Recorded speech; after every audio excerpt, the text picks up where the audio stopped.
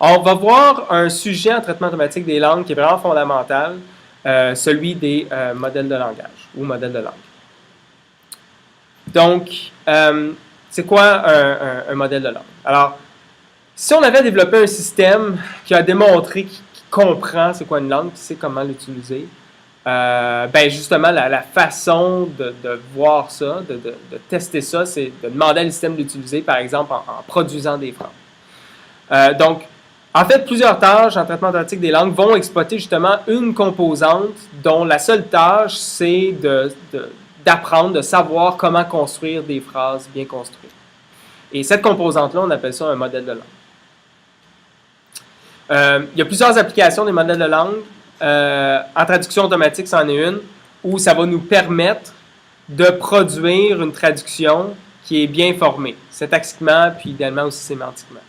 On a un exemple ici, on a une phrase à traduire qui est en chinois, puis on a 4 traductions potentielles. Puis là, dans ce cas-ci, un modèle de langue pourrait nous déterminer que la meilleure phrase à choisir parmi ces 4-là, ce serait celle-là ici. He briefed reporters on the main contents of the statement. Donc, un modèle de langue, en fait, dans ce cas-ci, va servir à indiquer, par exemple, que écrire briefed reporters, c'est plus vraisemblable. C'est quelque chose qu'on utilise plus souvent que de dire briefed to reporters, qu'on voit, par exemple, ici, puis ici. De la même façon qu'on va plutôt dire main contents plutôt que chief contents, comme c'est utilisé, par exemple, ici. Donc, ça, c'est la tâche, l'utilité d'un modèle de langue dans le contexte de la traduction automatique. Alors, on peut l'utiliser aussi pour faire de la correction d'erreurs typographiques.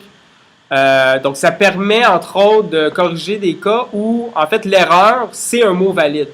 Ce qui fait qu'on ne peut pas juste détecter une erreur en voyant qu'on a un mot qui n'appartient pas à un dictionnaire, par exemple. Donc, on a un exemple ici où on a écrit minuette à la place de minutes. Donc, dans ce cas-ci, minuette, c'est un mot.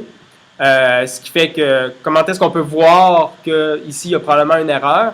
Ben, en fait, about 15 minutes to go, c'est pas vraiment une expression qu'on utilise. Fait si on a une composante qui permet d'évaluer la probabilité d'utiliser certains mots dans une phrase, puis de distinguer c'est quoi des phrases bien construites ou fréquentes versus d'autres phrases mal construites, ça va être utile. Même chose ici où the design and construction à la place de the design and construction, même si and c'est bel et bien un mot, là, un modèle de langue serait utile pour détecter ce genre d'erreur. On peut faire aussi de la complétion de texte. On est assez familier avec ça. Juste quand sur Google on fait une recherche, on a souvent des complétions. Il y a un projet ici qui s'appelle le Dasher Project qui est vraiment intéressant aussi, où ça permet de faire de la complétion. Il y a une partie modélisation de la langue, mais au niveau des caractères. Donc, ce qu'on va dire ici, c'est, imaginons que j'ai entré une partie d'un mot ou quelques mots. On veut une composante qui va nous dire ce serait quoi les prochains mots les plus vraisemblables. Ou si on le fait au niveau des caractères, ça va être c'est quoi les prochaines lettres les plus vraisemblables. Dans le cadre du projet Dasher, ce qui est intéressant, c'est qu'en fait, dans ce cas-ci, ça se veut être un projet où on va donner une façon à des personnes à mobilité réduite d'écrire juste avec un curseur, où tout ce qu'il faut faire, c'est placer le curseur comme ça, puis toucher les lettres qu'on veut écrire. Et là, dans ce cas-ci, le système, ce qu'il fait, parce qu'il sait comment, il y a un modèle de comment est-ce qu'on construit les mots, c'est quoi les lettres les plus vraisemblables, étant donné les dernières que j'ai entrées, bien, il va placer les lettres qui sont plus vraisemblablement celles qu'on veut taper au centre, donc plus facile à aller toucher avec le curseur.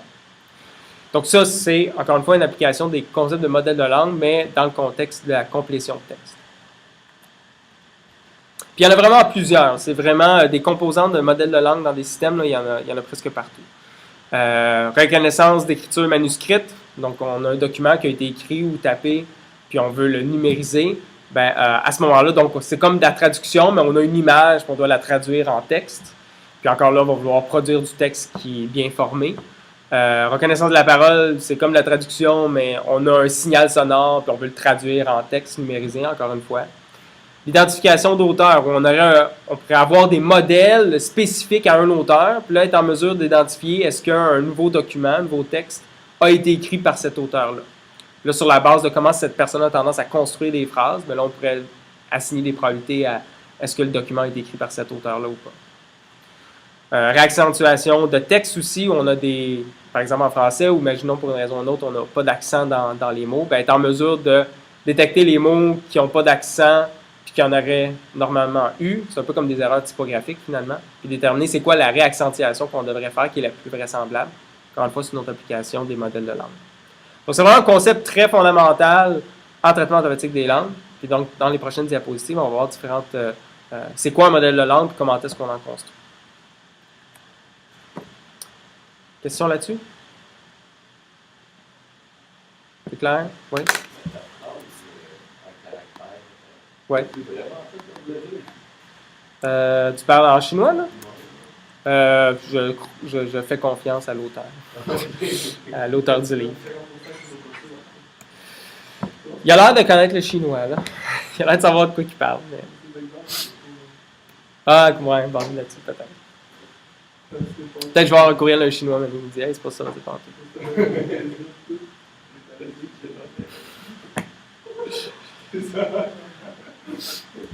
Question?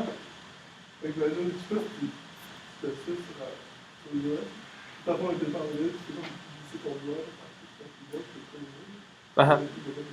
OK. Tu glisses les doigts sur ton keyboard. Ah, puis là, il sait c'est lequel tu veux taper. Ah, puis il va savoir que tu aurais voulu taper tout ceux-là. Il y a des chances, ouais. Ce ne serait pas surprenant qu'il y ait quelque chose comme ça. Puis là, dans ce cas-ci, c'est un modèle de langue, mais on ne va pas focuser sur les modèles de langue au niveau des caractères, mais il en existe. Je vais en parler à toute fin que c'est faisable. On va surtout focuser sur les modèles de langue au niveau des mots, où on va assigner des probabilités sur les mots, un à la suite des autres. Ouais.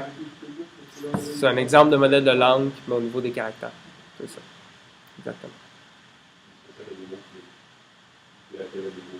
Qui n'existait pas, c'est ça, ça se pouvait. Parce qu'il essaie de généraliser, puis bon. Non, c'est quand même